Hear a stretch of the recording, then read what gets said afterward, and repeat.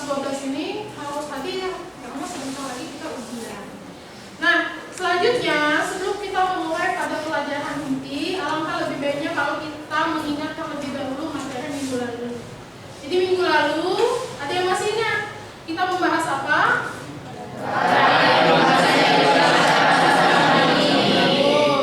Jadi minggu lalu kita membahas peran aktif bangsa Indonesia pada masa perang dingin. Nah, apa salah satu upaya bangsa Indonesia di dalam perang dingin, anak-anak?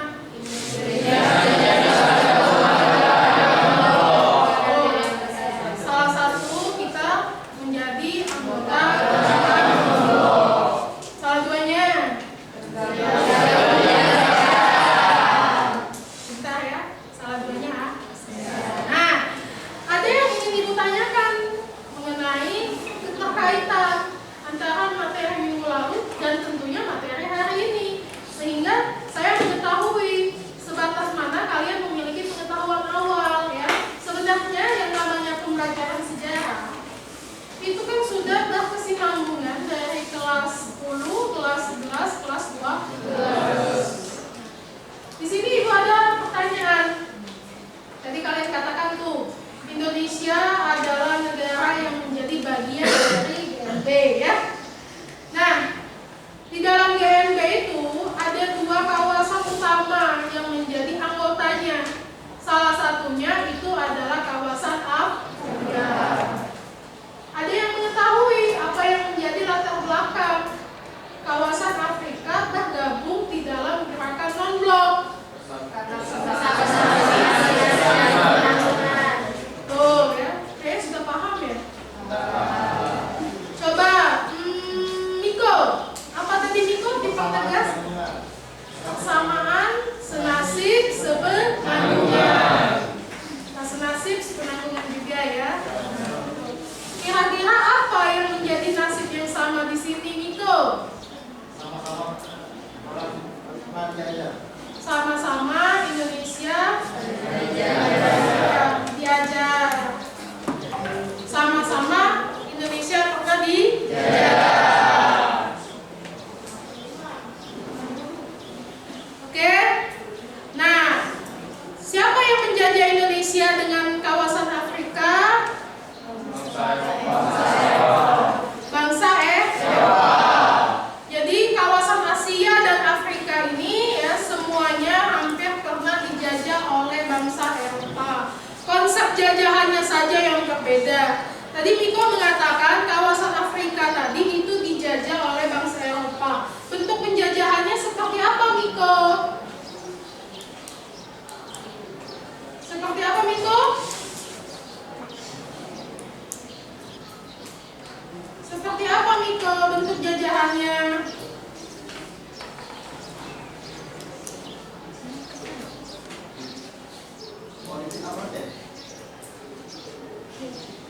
Ya, betul. Seperti politik apartheid. Jadi politik apartheid itu ibu pertegas di sini adalah politik yang sifatnya diskriminasi ya. Yang didiskriminasi itu adalah orang kulit hitam oleh orang kulit putih. Nah, jadi hari ini fokus bahasan kita salah satunya itu adalah politik apartheid. Tadi ibu membahas mengenai diskriminasi ya, anak-anak. Sampai sekarang masih terjadi tidak diskriminasi? Masih. Terjadi di dalam kehidupan kalian atau di dalam teman kalian atau bagaimana? Dua-duanya. Jadi apa yang harus kita lakukan dalam menanggapi diskriminasi? Apa? Raihan, mana Raihan? Mana Raihan? Raihan adalah orang yang paling dicari. Raihan, ayo. Kalau itu terjadi dengan teman Raihan, apa yang harus Raihan lakukan sebagai teman? Apakah Raihan harus menasehati atau membiarkan saja? Menasehati. Jadi diskriminasi itu ya tidak boleh. Bukan hanya masalah ras saja, makanya kalian jangan sering sekali menghina. Kalau kulit kau hitam, aku putih itu juga sudah termasuk diskriminasi.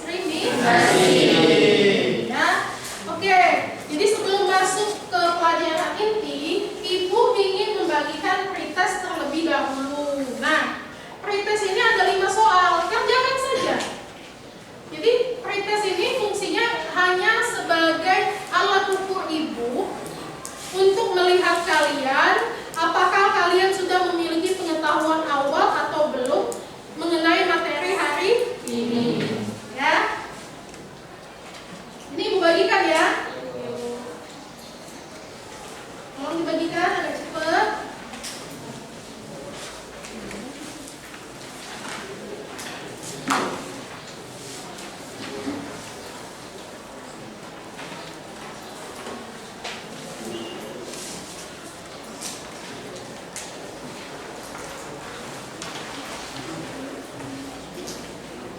Kerjakan kurang lebih 1 menit ya. Dibaca saja langsung dikerjakan. Karena kalau konsepnya kita sudah memiliki pengetahuan awal, kita akan tahu. Tapi kalau belum juga tidak apa-apa karena kita akan membahas. Oh belum dapat, pantesan lebih ya. Ini lah. Nanti kalau kata Ibu selesai, cukup langsung dikumpulkan kepada teman yang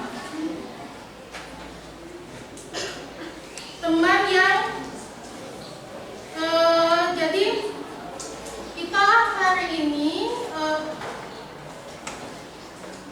akan membahas mengenai sejarah kontemporer. Tapi kerjakan terlebih dahulu, tidak lebih tidak kurang 1 menit.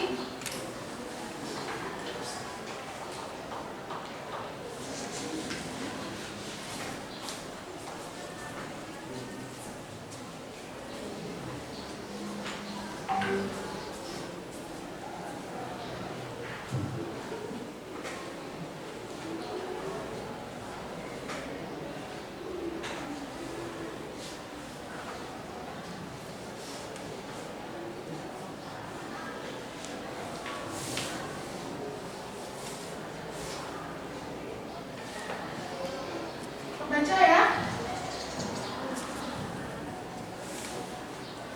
Oke, sudah 1 menit. Silakan dikumpul, letakkan di bagian depan sekali. Apabila belum selesai tidak apa-apa, kumpulkan saja terlebih dahulu.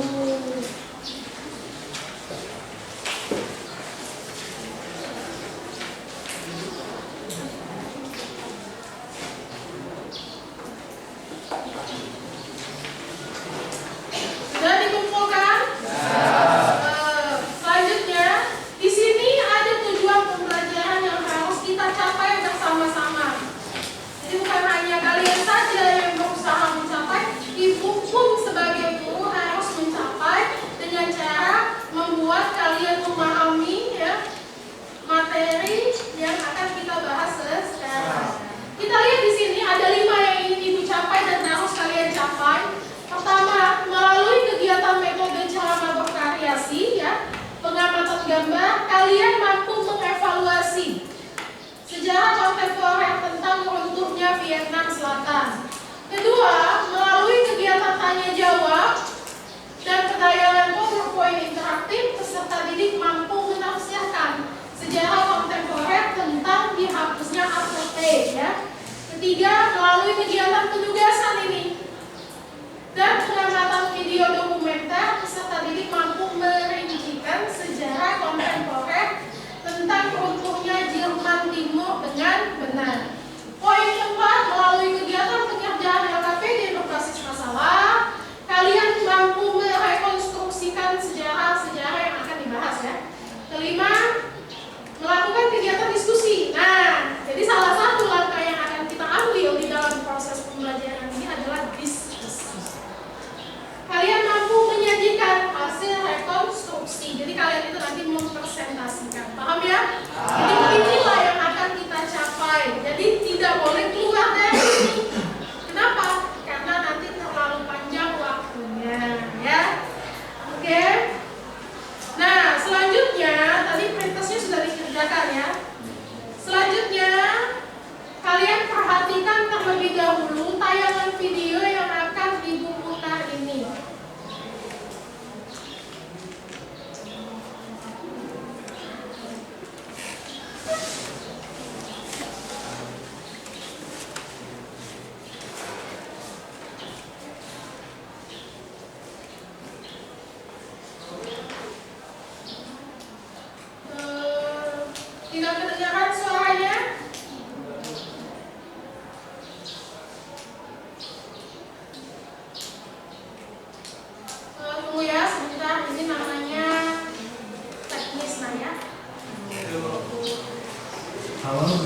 Vietnam Selatan itu ketika Perancis berusaha mendirikan negara-negara boneka di kawasan Indochina di akhir Perang Dunia Kedua. Dengan hadirnya Vietnam Selatan, otomatis membuat Vietnam terpecah. Hal itu membuat Ho Chi Minh sangat marah, karena ia menginginkan Vietnam menjadi negara yang merdeka dan utuh. Kemudian terjadilah Perang Indochina I pada tahun 1946 sampai tahun 1954, yaitu antara Vietnam Utara yang didukung oleh Tiongkok dan Vietnam Selatan didukung oleh Perancis. Vietnam Utara yang dipimpin oleh Ho Chi Minh mendapat pengakuan dari Rusia dan Tiongkok pada tanggal 31 Januari tahun 1950. Kemudian Vietnam Selatan yang dipimpin oleh Bao Dai juga mendapat pengakuan dari Amerika Serikat dan Inggris pada tanggal 7 Februari tahun 1950. Namun di satu sisi sebagian besar rakyat tidak mau mengakuinya. Lalu apa yang menyebabkan Vietnam Selatan runtuh, dan bagaimana akhirnya Vietnam bersatu? Nah, puncaknya adalah ketika kembali terjadinya Perang Indochina II, Ho Chi Minh kembali melakukan serangan kepada Vietnam Selatan dengan bantuan Uni Soviet. Kenapa Ho Chi Minh bersikeras ingin menghancurkan Vietnam Selatan? Hal itu ia lakukan karena Vietnam Selatan dianggap sebagai penghalang persatuan Vietnam yang telah ia cita-citakan. Dengan adanya serangan itu, Amerika Serikat pun ikut turun tangan membantu Vietnam Selatan, karena mereka masih berkepentingan pada wilayah tersebut. AS yang berusaha mempertahankan wilayah Vietnam Selatan, terus memberikan bantuan pasukannya. Akibatnya, Perang Indochina II yang besar pun tidak lagi bisa dihindari dan berlangsung pada tahun 1957 sampai tahun 1975. Dengan banyaknya korban yang berjatuhan, akhirnya kedua belah pihak memutuskan untuk berunding dan melakukan gencatan senjata pada tahun 1970. Perundingan itu diikuti oleh Vietnam Utara, Vietnam Selatan, dan Amerika Serikat di Paris. Kemudian pada tahun 1972, diumumkan oleh AS bahwa Indonesia, Kanada, Hongaria, dan Polandia menjadi pengawas gencatan senjata di Vietnam. Perundingan yang hampir mencapai kesepakatan itu ternyata dilanggar. Tiba-tiba saja Vietnam Utara menyerang Vietnam Selatan secara tiba-tiba. Amerika Serikat pun marah. Kemudian Presiden Richard Nixon memerintahkan pasukannya untuk meranjau semua lalu lintas laut dan juga menghancurkan seluruh jalur komunikasi dan transportasi Vietnam Utara.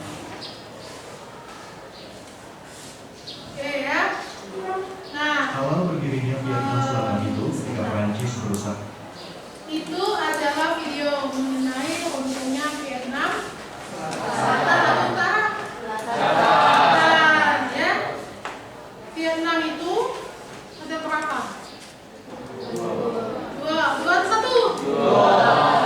Kalau sekarang Vietnam itu hanya satu. Jadi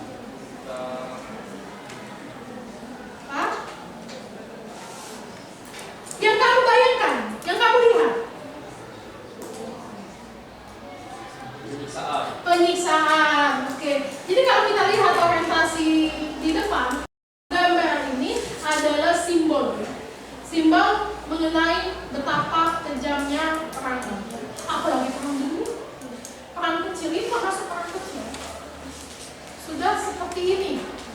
Yang menjadi korban perang itu sebenarnya yang paling banyak itu adalah wanita, anak-anak, warga sipil.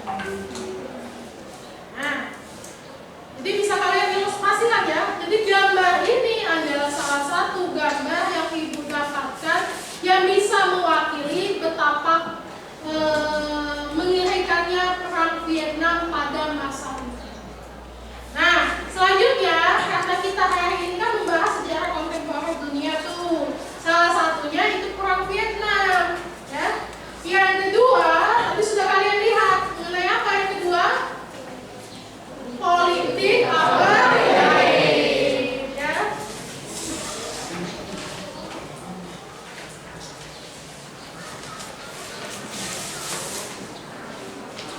Politik apartheid.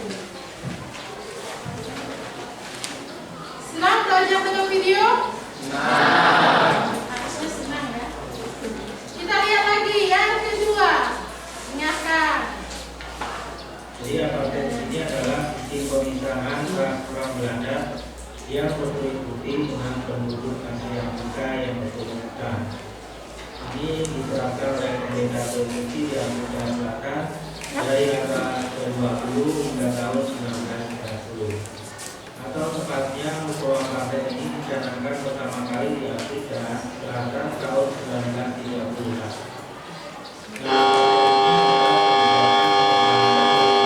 Mayoritas kulit putih atau minoritas bukan kulit putih, lalu pengaduan masyarakatnya di bidang sosial, budaya, politik, militer, dan juga ekonomi.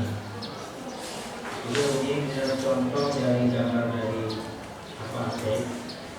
Kemudian bagian golongan ras di Afrika Selatan.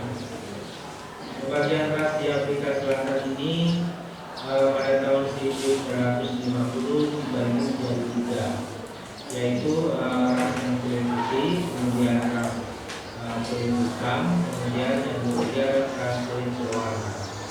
Kemudian pembagian ras golongan ini ditambahkan lagi, ya, jadi kulit berwarna ini adalah orang-orang lain cek, ya. Kalau kulit putih kita tahu itu orang-orang Eropa, kulit hitam Asia, sedangkan yang kulit berwarna ini orang-orang lain cek, yaitu orang-orang keturunan dari Melayu. Nah, asal keturunannya ini berasal juga dari Indonesia yang pada masa kolonial Belanda ini dibuang ke Afrika Selatan.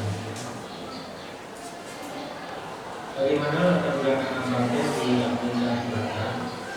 Kedatangan yang pertama kedatangan bangsa Boer.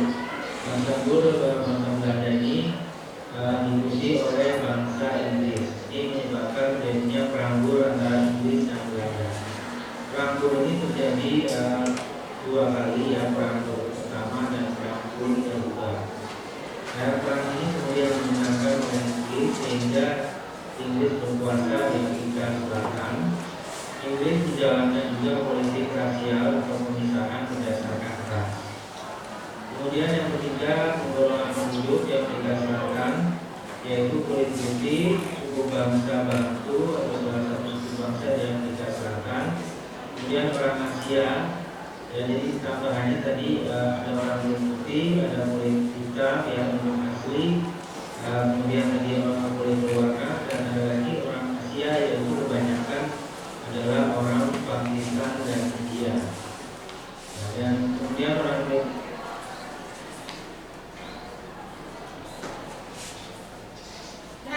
jadi bisalah kalian simpulkan ya, apartheid itu adalah politik di mana orang Eropa itu membuat sedemikian rupa bahwa sangat hina sekali orang yang berkulit hitam. Jangan ini ya, jangan sedih ya, berkulit hitam eksotik hitam itu ya.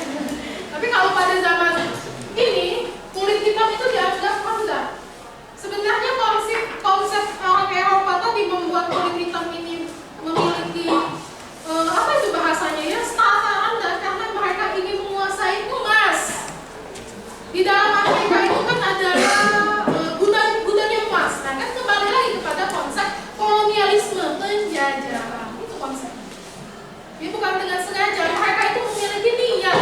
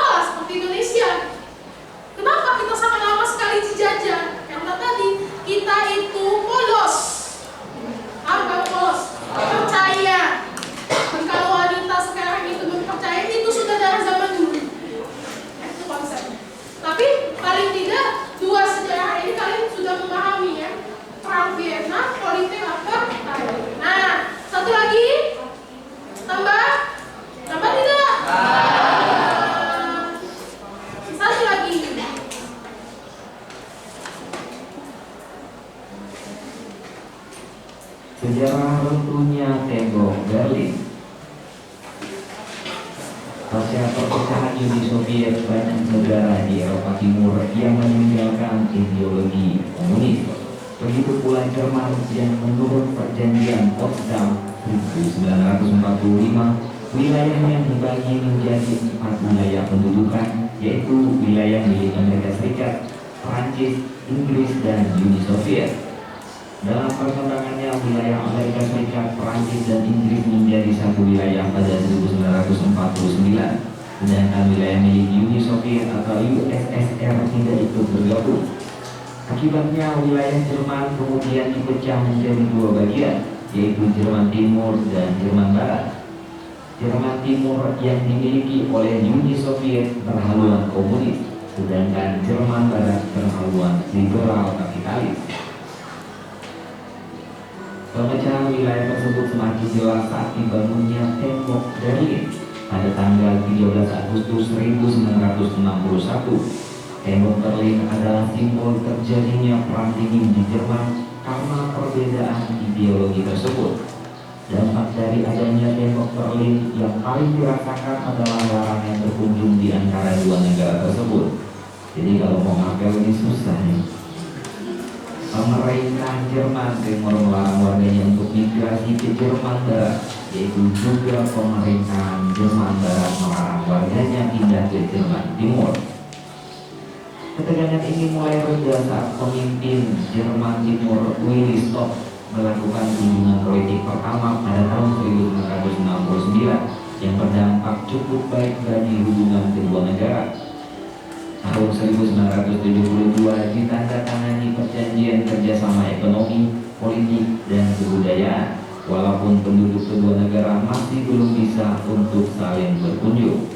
Pada tahun 1981, Kanselir Jerman Barat Helmut Schmidt melakukan kunjungan balasan dan menandakan perbaikan hubungan kedua negara Jerman ini.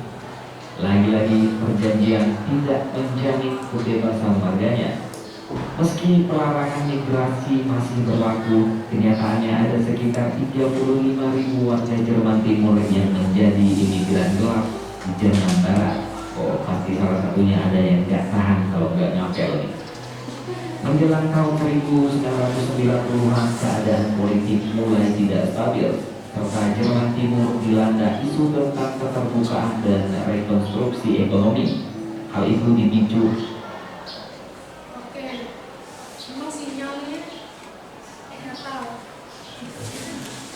lagi asik putus tidak apa itu bukan sinyal. Itu memang ibu sengaja sehingga kalian memiliki rasa ingin tahu apa lagi selanjutnya. Silakan nanti lanjutkan kan ya. Oke, nah ini adalah beberapa penjelasan. Tadi menjelaskan seperti itu. Ya. Nah, poin-poin yang akan kita bahas. Kalian mencatat tidak poin-poin penting tadi? Catat kan? Oh gila dan mencatat. Ya. Nah, kita setelah kalian menikmati apa yang kalian lihat, kalian dengar, selanjutnya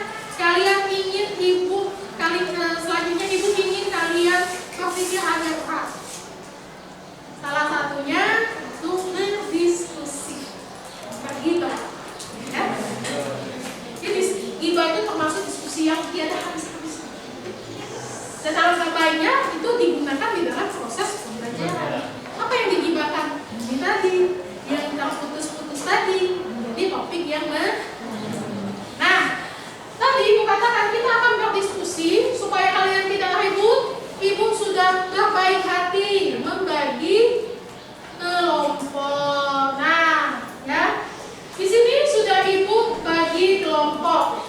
Karena jumlah siswa di kelas ini ada 25 orang. Maka kelompoknya ibu bagi 5 supaya tidak ada yang merasa dikit dan kebanyakan. Ya. Kita lihat kelompok pertama ini itu ada Zamzami ya, bisa baca? Ada yang merasa belum masuk namanya? Dan pengennya tuh aku udah hasilnya seperti itu. Ya.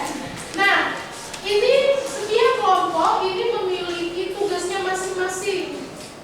Kita lihat kelompok pertama itu tugasnya itu membahas contohnya Vietnam Selatan. Jadi kalian akan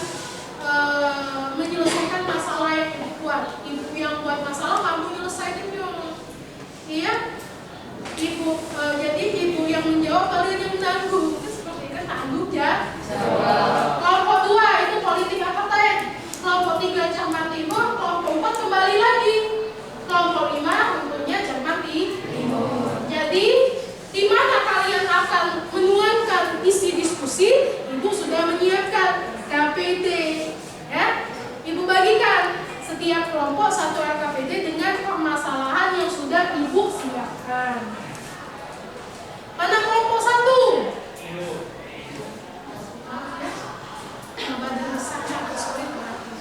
Kelompok 2, tolong lihat di belakang. Kelompok 3, tolong. Kelompok 4, tolong. Nah, harus lewat lagi kan Ibu? Ya. Kelompok 5. Nah, sudah mendapatkan LKPD semua? Ada lagi. Jadi banyak sekali hari ini ribut ya. Dalam bentuk apa? Buku, dalam bentuk LKPD. Yang saya sangat yakini kalian sangat menyukainya. Oke, ini adalah bahan ajar. Jadi bahan ajar ini digunakan ya untuk menambah referensi kalian mengenai apa yang akan kalian diskusikan. Kelompok 1 mana?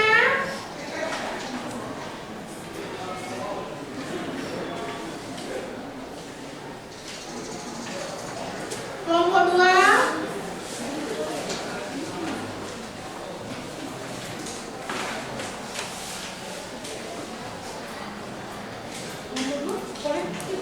Kelompok 3 ini.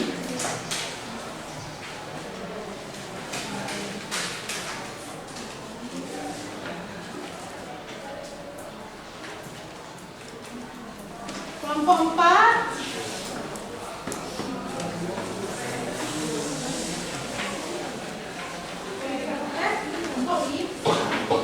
Oke, silakan.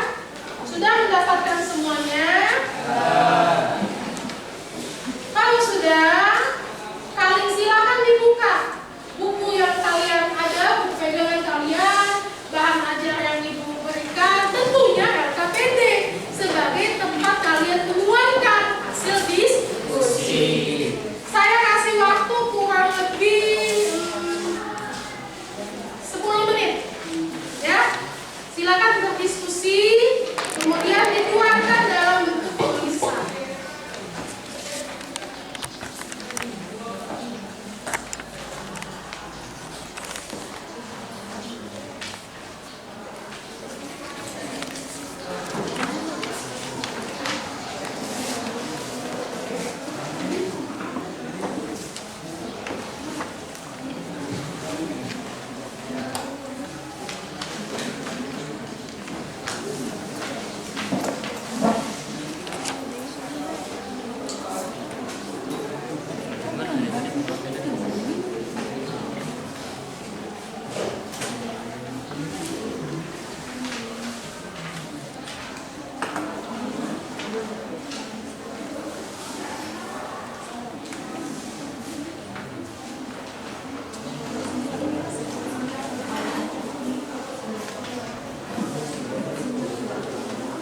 Ada yang kurang mengerti? Ya, apa nak yang kurang dimengerti? Ya, betul. Iyalah, rumuskanlah pertanyaannya, ya beserta jawaban.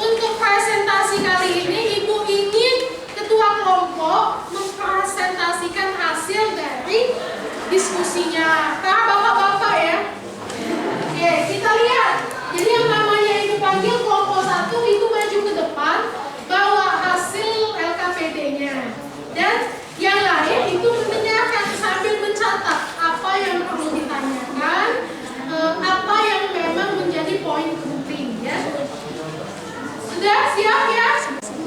Are you ready, kids? Ya. Oke, silakan Bapak Zamzami. Mana Bapak Zamzami? Sini. Ya, jangan grogi, jangan menutupi.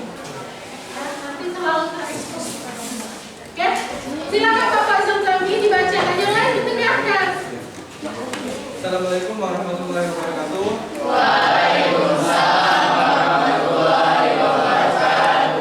Saya Zamzami Musria dari kelompok 1 ingin mempresentasikan hasil diskusi kami mengenai perang Vietnam runtuhnya Vietnam Selatan. Siap, Bapak Zamzami. Mau Pak? Oh, iya. Baca aja santai. Pertanyaan pertama. Berdasarkan permasalahan pada artikel di atas, ini kemudian merupakan suatu pernyataan atau rumusan masalah yang akan dikaji pada pembelajaran ini. Tulislah pertanyaanmu pada kolom di bawah ini. Pertanyaannya, mengapa perang Vietnam merupakan perang terpanjang bagi Amerika Serikat dan apakah pemerintah Amerika Serikat tersebut memaksa untuk meninggalkan Vietnam? Jawabannya, karena perang Vietnam merupakan perang terpanjang dalam sejarah Amerika. Karena perang Vietnam mendapatkan negara komunis dan kapitalis, di mana negara komunis dipelopori oleh Uni Soviet dan negara kapitalis dipelopori oleh Amerika Serikat. Perang antara Vietnam Utara dan Vietnam Selatan melibatkan banyak pihak. Kekalahan Amerika Serikat membuat rakyat dan Kongres Amerika Serikat memaksa pemerintah untuk meninggalkan perang.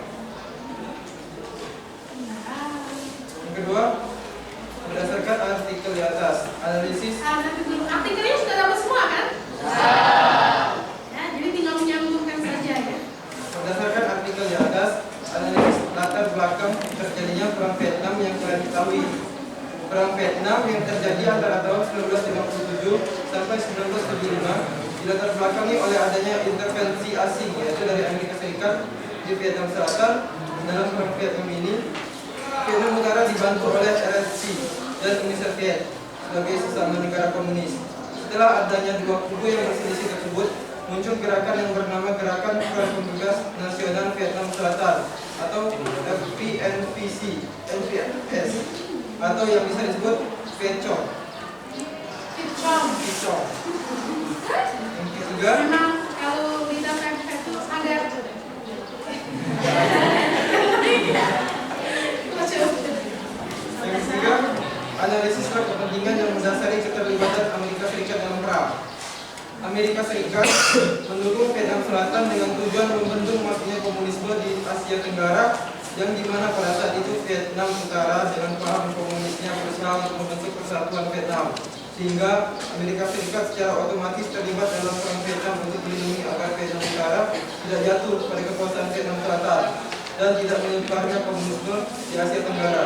Inilah yang disebut dengan efek domino yang menjadi kekhawatiran Amerika Serikat sehingga ikut terlibat dalam perang Vietnam.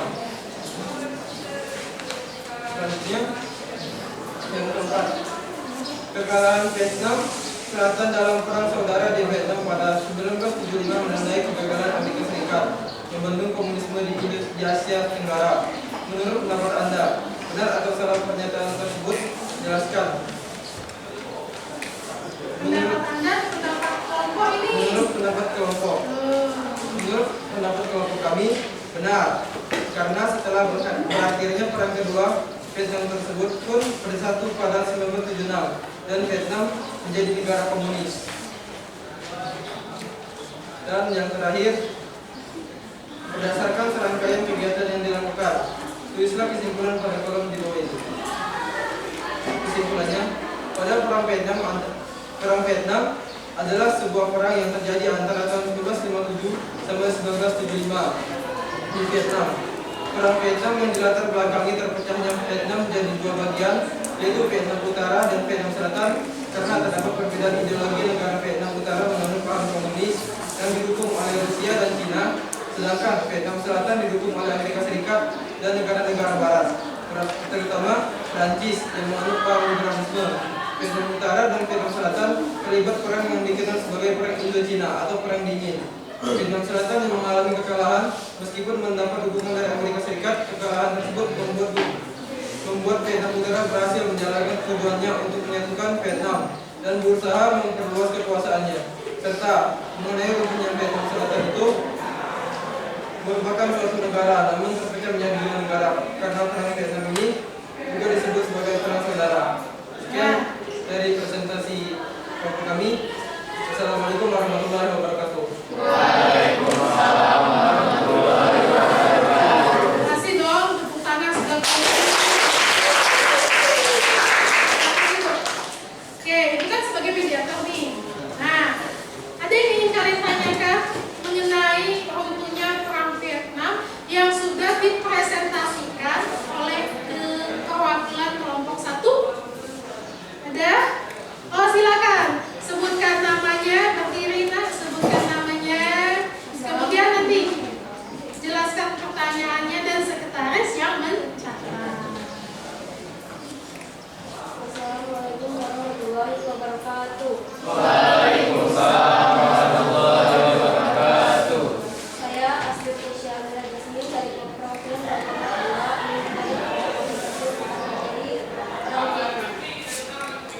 Bagaimana kondisi politik yang ada di Vietnam setelah runtuhnya Vietnam Selatan?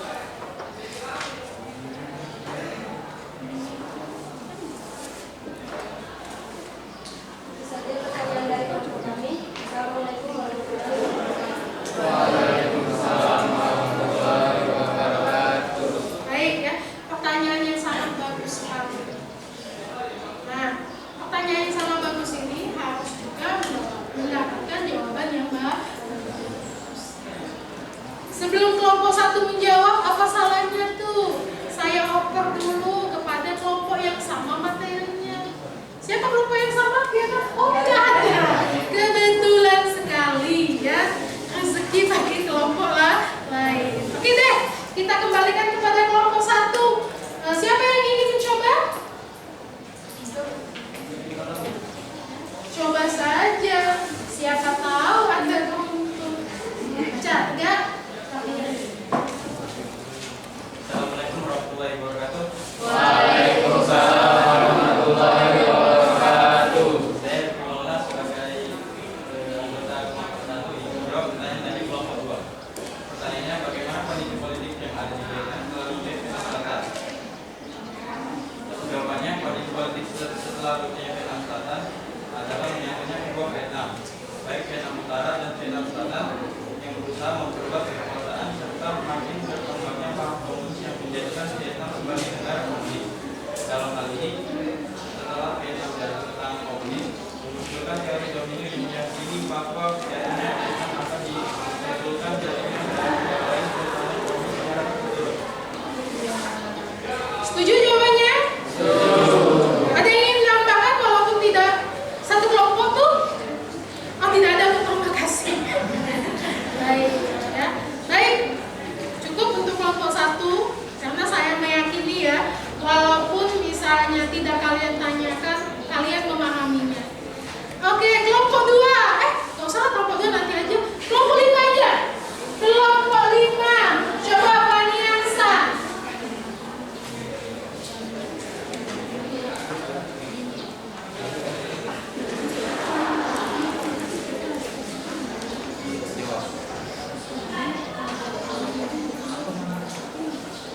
Assalamualaikum warahmatullahi wabarakatuh.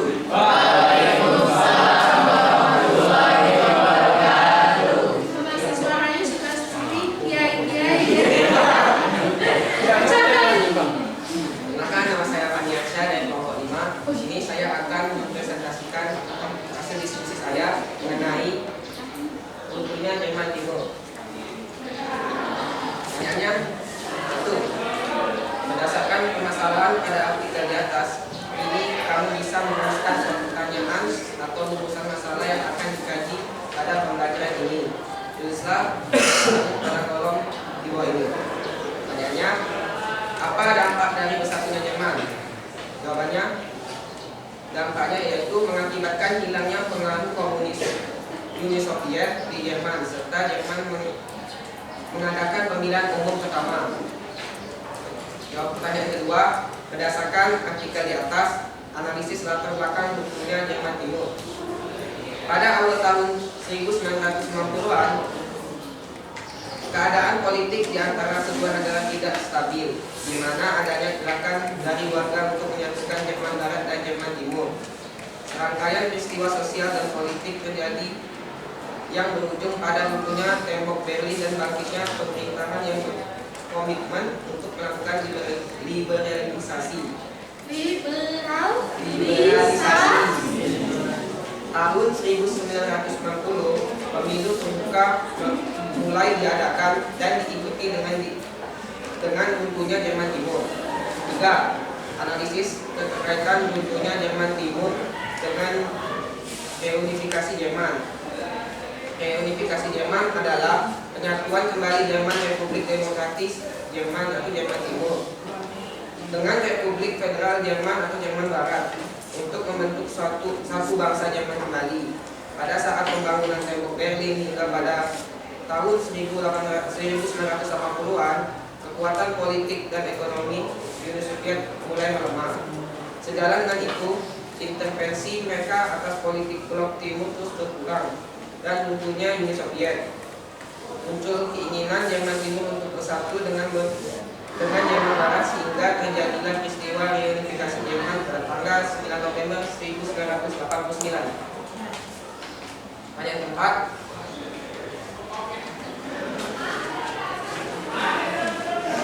Reunifikasi Jerman kembali menggeliat seiring dengan reformasi politik yang digulirkan oleh pemimpin Uni Soviet Mikhail Gorbachev pada tahun 1985. Gambar di atas merupakan simbol keterkaitan dari satu peristiwa ke peristiwa lain yang membawa dunia dari kegelapan menjadi terangnya perdamaian. Analisislah makna kalimat tersebut dan kaitkan dengan peristiwa yang mencerminkan gambar. Pada tanggal 6 sampai 7 Oktober 1989, Presiden Uni Soviet Mikhail Gorbachev melakukan kunjungan ke Jerman Timur untuk memperingati hari ulang tahun ke-40 Jerman Timur. Dalam kunjungannya, ia mendorong pemimpin Jerman Timur untuk menerima perubahan. Berkembangnya tuntutan terhadap perubahan menyebabkan pemimpin Jerman Timur Erich Honecker dipaksa meletakkan jabatan pada 18 Oktober 1809. Digantikan oleh Egon Krenz menerapkan kebijakan lebih terbuka. Langkah pertama yang diambil Egon adalah menggunakan mata uang Jerman Barat di wilayah Jerman Timur. Pada tanggal 8 November 1989, tembok Berlin runtuh yang menandai dimulainya integrasi Jerman. Ayat terakhir merincikan kronologi penyatuan Jerman atau reunifikasi Jerman Barat dan Jerman Timur. Pada tahun 1949, terjadinya demonstrasi besar-besaran oleh masyarakat Jerman Timur dan runtuhan tembok Berlin. Peristiwa tersebut mendorong diadakan pemilihan umum bebas pertama di Jerman Timur pada tanggal 18 Maret 1990-an. Pada tahun 1990-an, Menteri Luar Negeri dari Jerman Timur dan Jerman Barat, Amerika Serikat, Uni Soviet, Inggris, dan Prancis menyelenggarakan pertemuan di Ottawa, Kanada. Pertemuan tersebut menghasilkan gagasan penyatuan Jerman. Menurut para menteri luar negeri yang hadir, penyatuan Jerman tersebut sejalan dengan kebijakan pembangunan yang dilakukan Mikhail Gorbachev di Uni Soviet. Akhirnya, penyatuan Jerman tersebut terwujud pada tanggal 3 Oktober 1990. Oke, alhamdulillah. Ya, Pak Ustadznya seperti itu. Oke, silakan terus dong.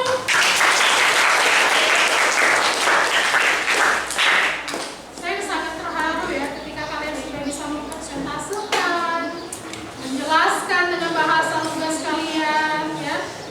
Itu sangat baik. Apapun hasilnya kan, seperti beberapa kelompok yang telah maju. Nah, seperti kelompok yang telah maju, ada yang ingin kalian tanyakan mengenai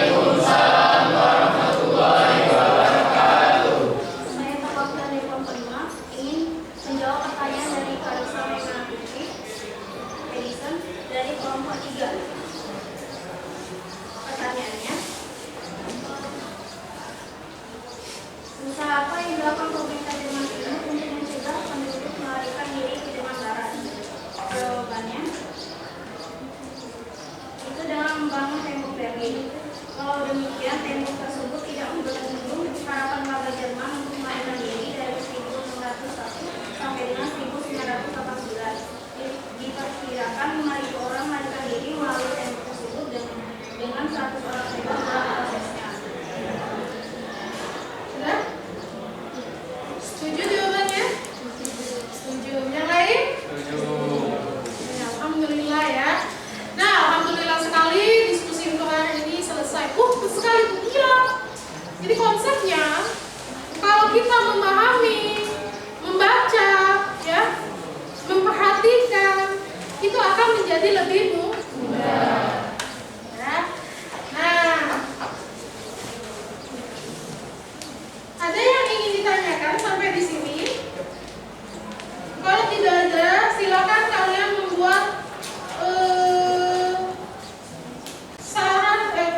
silakan kalian membuat hal-hal yang harus kalian tulis mengenai diskusi ini. Apa yang kurang, kelebihan kelompok 1 apa, kelebihan kelompok 2 apa, kelebihan kelompok 3 apa, dan itu dituliskan di LKPD.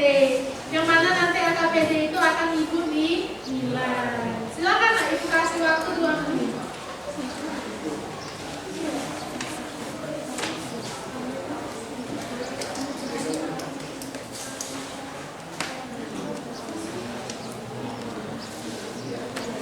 Sudah mencatatnya? Belum?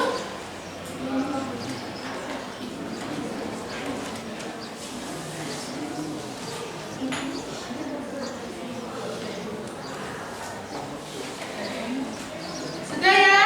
Sudah. Nah, jadi ini adalah materi yang menarik kalau ibu katakan ya. Karena kenapa? Materi ini belum terlalu lama kalau ingin dibandingkan dengan manusia purba tentunya.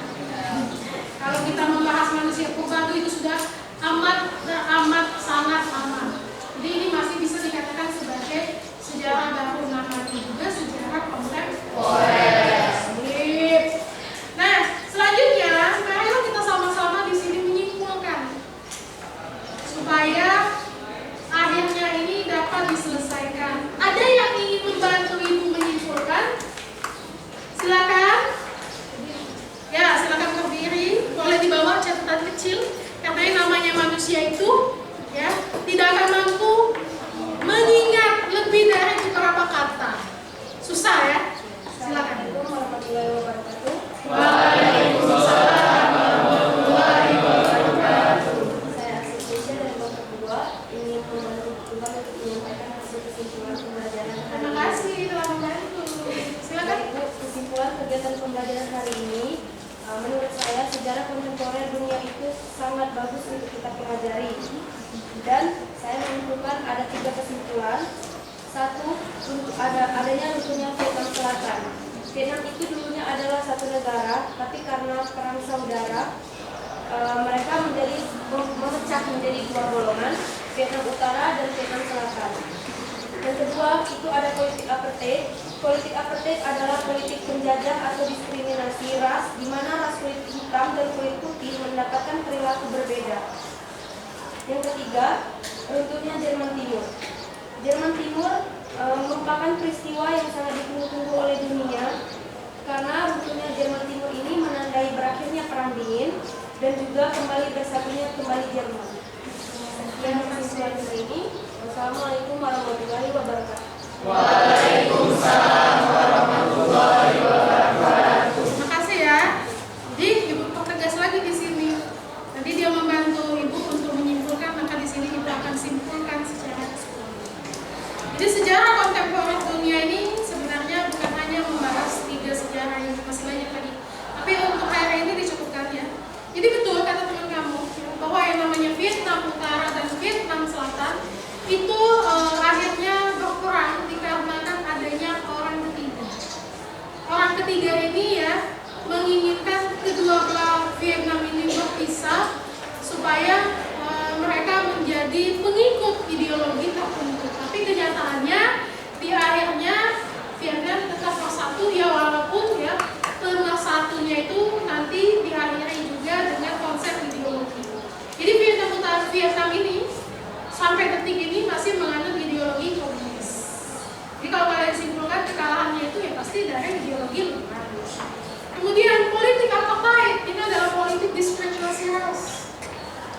Jadi yang menyedihkan di dalam politik ini, wilayah yang memang kita tinggali, wilayah yang dari lahir kita miliki, sumber daya alam yang kita miliki itu semuanya diambil lewat konsep politik diskriminasi. Nah, itu tidak baik. Yang tentunya nanti akan diselesaikan juga oleh salah satu tokoh terkenal yaitu Nelson Mandela. Yang ketiga, untungnya Jerman Timur ini adalah penanda akhir waktu dari berakhirnya perang dingin. Perang dingin berakhir, maka perdamaian yang menjadi nomor satu. Oke, bisa memahami sampai di sini ya? Bisa. Baik, setelah menyimpulkan ini, marilah kita sama-sama merefleksikan apa yang menjadi kelebihan dari materi ini, kegiatan belajar ini, dan apa yang menjadi kelemahan. Ada yang bisa membantu Ibu merefleksikan? Silakan. Assalamualaikum warahmatullahi wabarakatuh.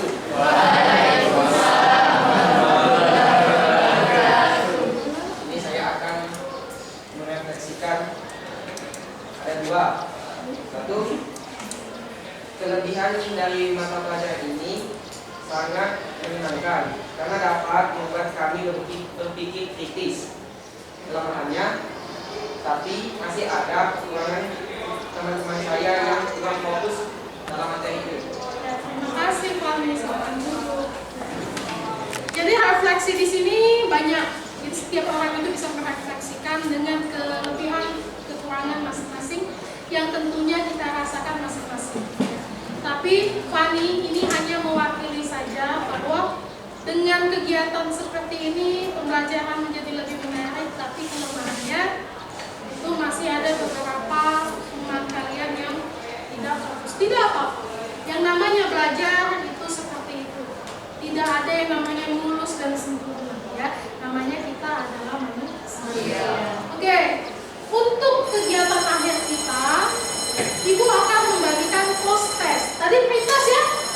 Nah, harapan saya post test ini dapat kalian kerjakan dan hasilnya memuaskan. Karena apa? Karena kalian sudah belajar.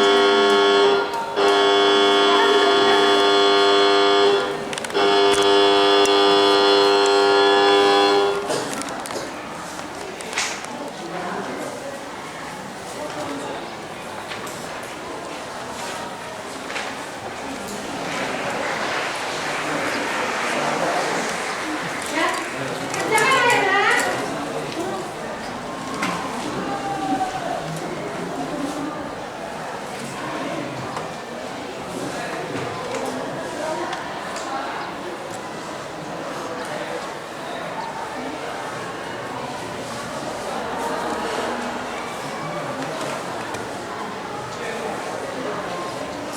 Oke, sudah 10 menit post testnya. Silakan dikumpul kembali. Oke. Udah ya? Oke, ini nanti akan jadi referensi Ibu dan referensi kalian ya. Apakah kalian itu sudah mencapai tujuan pembelajaran yang akan kita capai hari ini. Nah, seperti biasa, yang namanya ibu tunggal kalau tidak memberi oleh-oleh bukan ibu tunggal. Ya, oke. Walaupun post test telah selesai, tapi tetap yang namanya belajar itu kapan saja, di mana saja, sepanjang waktu. Artinya tidak ada jeda. Ya, untuk itu ibu akan memberikan oleh-oleh. Silakan nanti buka tugas kalian di buku sejarah pembinaan, dikerjakan untuk di rumah ya. Pada halaman 289 sampai 290. Silakan dikerjai. Oke, sudah ya. Baik. Kalian tadi sudah mendengarkan dulu? Sudah.